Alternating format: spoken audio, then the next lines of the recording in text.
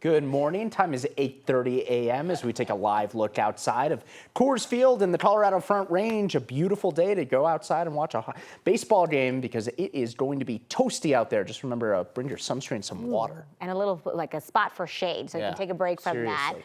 Thanks so much for joining us. We want to head right over to Keeley because the 90s, they are sticking around too, like the whole week, basically. Yeah, we are kicking off summer, very summer-like. Temperatures climbing into the low 90s today, but yes, we are staying in the 90s all the way into next weekend.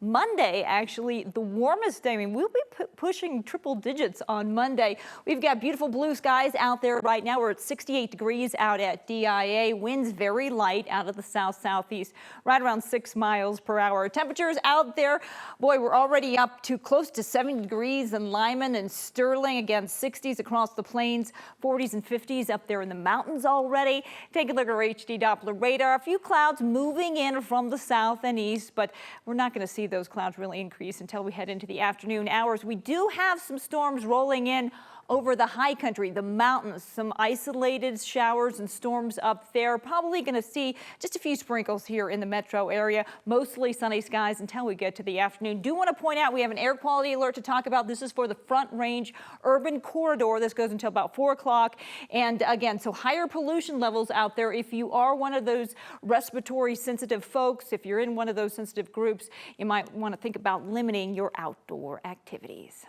Thanks so much for that, Keeley. New this morning, police in Commerce City are investigating a crash involving 2 motorcycles and a car. The Commerce City Police Department says it happened on the westbound lanes on 270 near York Street. Police say the 2 bikes were likely speeding when they lost control and crashed. They say one of them hit a car. The 2 drivers and 1 passenger were taken to the hospital. Police say the passenger's injuries are critical. Once we learn more about this, we will, of course, update you on air and online as well. A truck driver who killed 5 members of the same family in a crash in Weld County is now going to prison.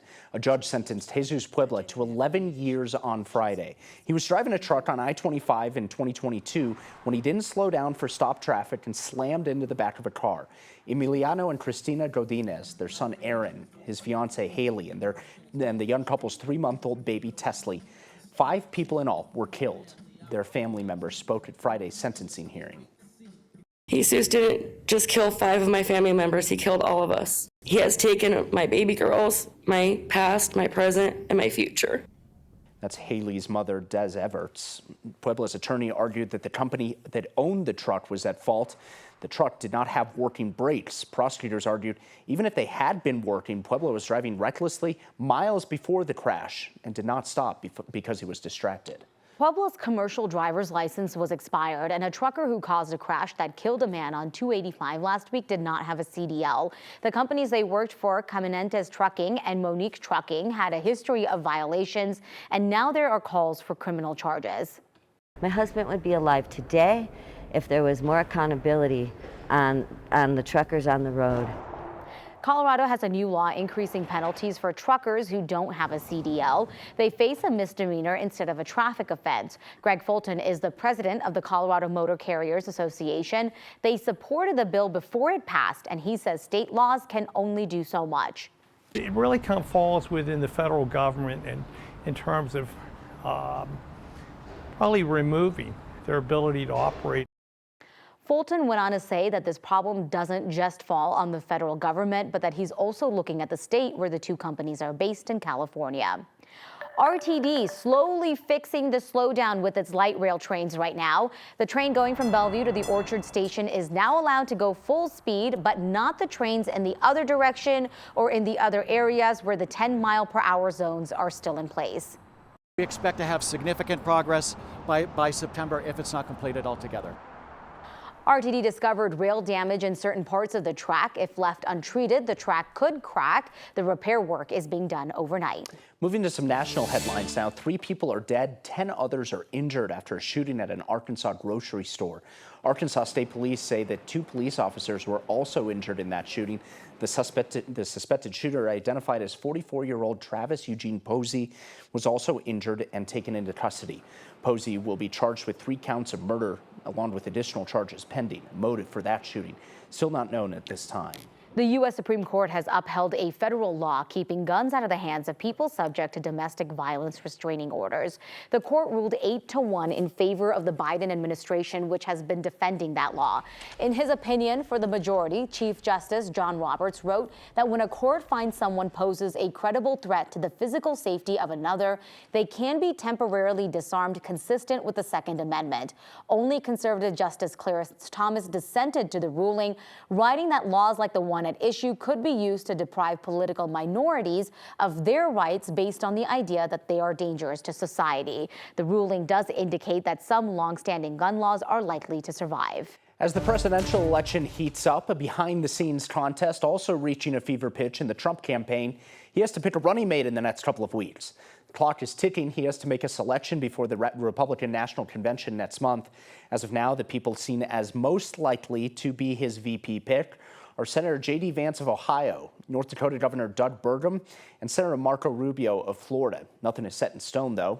Those close to Trump say his opinion changes frequently based on the day, who he speaks with, and even who he sees on TV. Former President Donald Trump's legal woes seem to be helping his 2024 White House bid. According to campaign finance reports, Trump's re-election committee collected at least $27 million on May 30th and the 31st.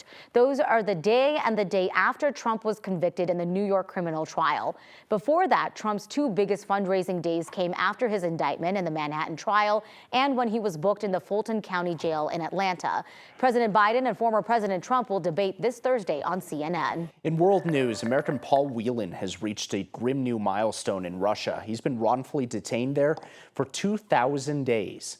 While speaking to CNN, Wheen says that's an incredible amount of time to spend in custody for a crime that never occurred. Wheen was arrested in Moscow in December of 2018 and sentenced to 16 years in prison on espionage charges. Wheen is urging the Biden administration to take decisive action to bring him and fellow detained American Evan Gershkovich home. The White House has put forth several proposals for Whelan's release, but there hasn't been much movement from Russia. American officials are firing back as the diplomatic dispute between the Biden administration and Israel's prime minister continues. White House officials are still visibly annoyed by a video released by Israeli prime ministers scolding the administration for what he said were delays in American weapon deliveries. I didn't know what the prime minister was talking about or what he was trying to accomplish, and I'm happy to make the record clear. But still, Israel's Prime Minister Benjamin Netanyahu is not backing down, this time writing on X, "I am willing to absorb personal attacks if that is what it takes for Israel to get the arms and the ammunition it needs in its wars for survival." Netanyahu's facing also his fiercest resistance at home, where families of dozens of hostages still being held in Gaza are now putting more pressure for their release. In health news, health experts are warning that social media influencers are not a reliable source of medical information. You may have already known that before. In one video, a TikTok influencer who said people shouldn't wear sunscreen was liked 36 million times. Are you kidding me? Another person on TikTok had a message seen by millions that said that people who spend more time in the sun are actually less likely to get sunburned. Yeah, that's not true. Numerous reports over the decades have shown the obvious link between UV radiation and skin cancers, and doctors fear that these false messages that are amplified millions of times could result in more health problems. The CDC says less than 10% of men and 30% of women under the age of 30 are properly using sunscreen.